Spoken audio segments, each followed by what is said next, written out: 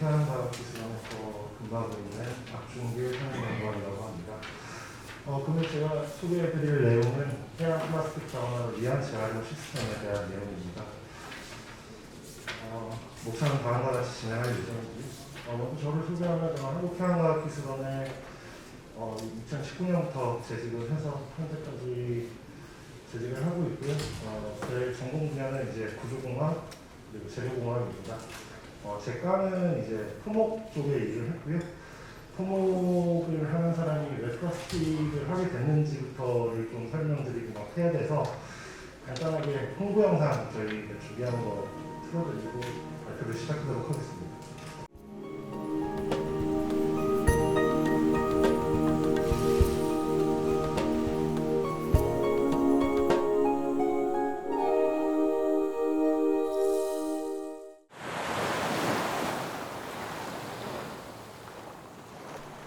바다에서 수거되는 해양 플라스틱 쓰레기. 국내에서는 왜 재활용률이 낮을까요? 지속적으로 발생하고 있는 해양 플라스틱 쓰레기는 해양 생태계 파괴와 선박의 안전사고를 야기하며 우리나라뿐만 아니라 전 세계적으로도 큰 문제가 되고 있습니다. 해안 정비 사업을 통해 해양 플라스틱 쓰레기를 수거하고 있으나 대부분을 매립 또는 소각하고 있는 현실입니다. 해양 플라스틱 쓰레기의 재활용률이 낮은 이유는 무엇일까요? 헬스로 인한 염분과 표면에 붙은 따개비, 굴 등 해양 생물을 제거하는 데에 많은 비용이 소모되기 때문입니다. 이에 한국해양과학기술원에서는 해양 플라스틱 폐기물 재활용 연구 계획을 수립하고 해양 플라스틱을 재활용하여 항만 구조물 보강제로 활용할 수 있는 점에 주목하였습니다. 해양 환경에 노출된 해양 콘크리트 구조물의 경우 해수 및 대기 중 염분이 구조물 내부로 침투하므로 철근의 부식과 균열을 야기해 구조물의 강도와 내구성을 저하시킵니다. 플라스틱은 염분의 화학적 침투에 저항성이 높은 물질입니다. 한국해양과학기술원에서는 해양 플라스틱 쓰레기를 재활용해서 항만 구조물 균열을 저감시키는 보강제를 개발하였습니다. 염분과 표면에 부착된 해양 생물 제거 방법은 최근 한국해양과학기술원에서 특허 출원한 아변 롤러를 이용한 이물질 제거 전처리 공정과 용융 과정의 미세 필터 사용으로 양질의 보강제 원료를 생산할 수 있습니다. 수집된 해양 쓰레기를 아변 롤러를 이용해 부착된 이물질을 제거하고 집진기를 사용해 분리합니다. 그리고 50cm 정도로 절단하고 공업용 세제와 함께 세척기에 투입하는 1차 세척 과정을 진행합니다. 세척된 플라스틱을 파쇄기로 파쇄하고 2차 세척 수조에 투입한 다음 세척수에 가라앉지 않는 플라스틱을 건져내고 건조기로 건조합니다. 이후 2번의 용융 과정을 거쳐 양질의 플라스틱 원료를 생산합니다. 페어망, 로프를 순수하게 재활용하여 페어망 섬유, 마이크로 섬유 등을 제작할 수 있으며 용융 과정을 거쳐 펠릿도 제작하여 다양한 업사이클링 자원화가 가능합니다. 한국해양과학기술원이 개발한 해양 쓰레기 재활용 보강제는 현재 상용되고 있는 제품에 비교해 동일 또는 동일 이상의 성능을 보여주고 있으며 페어망 재활용 섬유의 제조 단가는 시판 섬유에 비해 86% 정도 낮게 할 수 있어 친환경적이고 효율적인 해양 항만 구조물 보강제로 사용이 가능합니다. 본 기술을 통해 생산되는 제품은 1차적으로 해양 항만 구조물 보강제로 생산되고 더 나아가 기존 플라스틱 제품이 사용되는 모든 산업에 적용 가능하도록 개발해 나갈 것입니다. 해양 플라스틱 쓰레기의 자원 가치를 발굴하고 깨끗하고 풍요로운 해양 미래를 한국해양과학기술원이 만들어 나가겠습니다.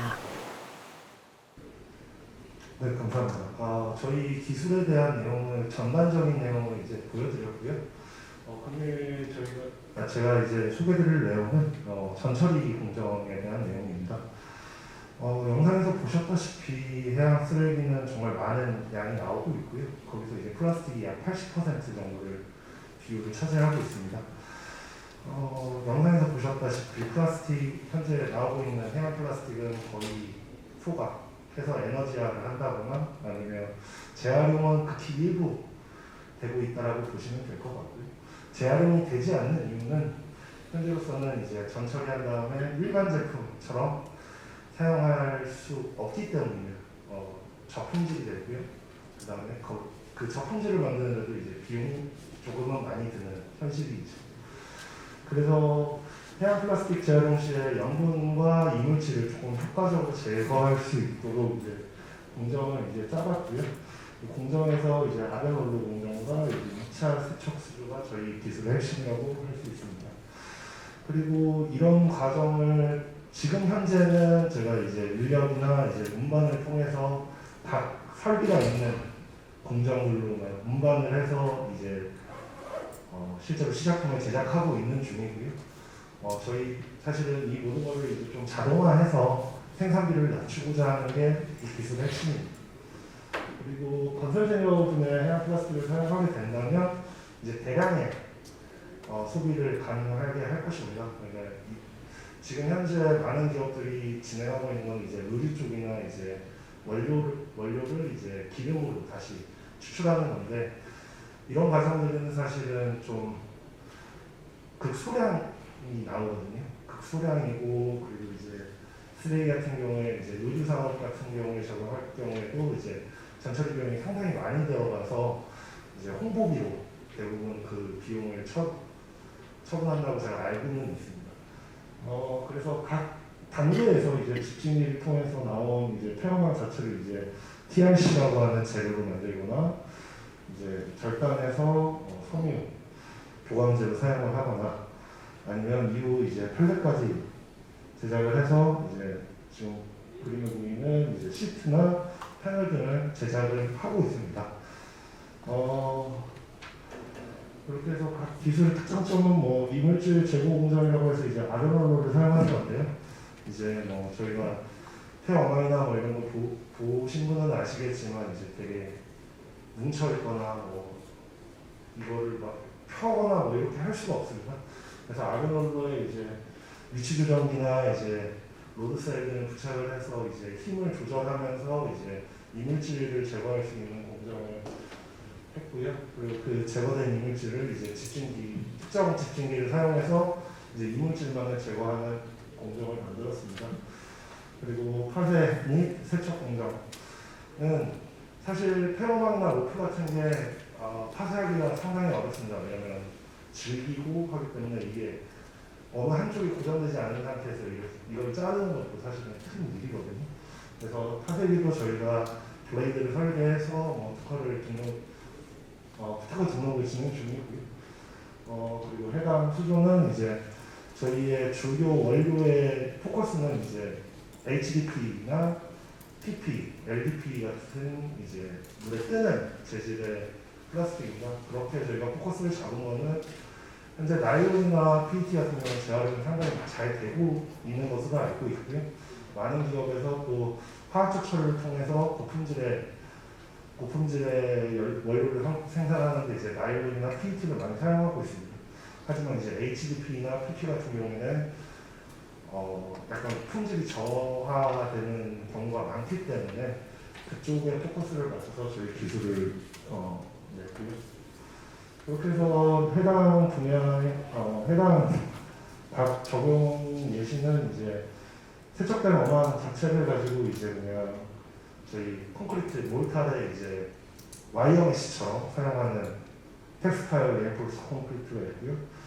그다음에 이제 파색이 분쇄된 어망을 이제 콘크리트 내부에 넣어서 저희 뭐 초가집을 지을 때 이제 진흙 속에 이제 볏짚 같은 것을 넣지 않습니까? 그런 효과를 가져올 수 있습니다. 그래서 그렇게 사용하는 경우, 그 다음에 펠렛까지 생산을 해서 이제 내부 보관, 기존의 건물들의 외벽을 플라스틱으로 감싸서 염분에 대한 노후화나 이제 내구성을 향상시키는 그런 공법들을 개발하고 있습니다. 그 외 적용 분야는 이제 저희 일반적으로 펠렛의 품질에 따라서 조금은 차이가 있겠지만 최종적으로 저희가 이 자동화 설비를 완료한다고 하면 일반적인 플라스틱 사출 제품이나 의료 산업까지도 가능하지 않을까 예상을 하고 있고요. 앞으로 조금은 지켜봐야 되는 상황이기는 합니다.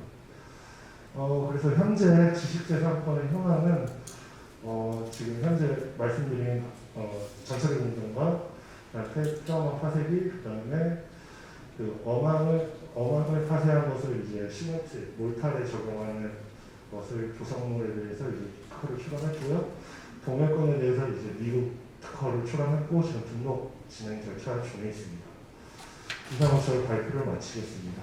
감사합니다.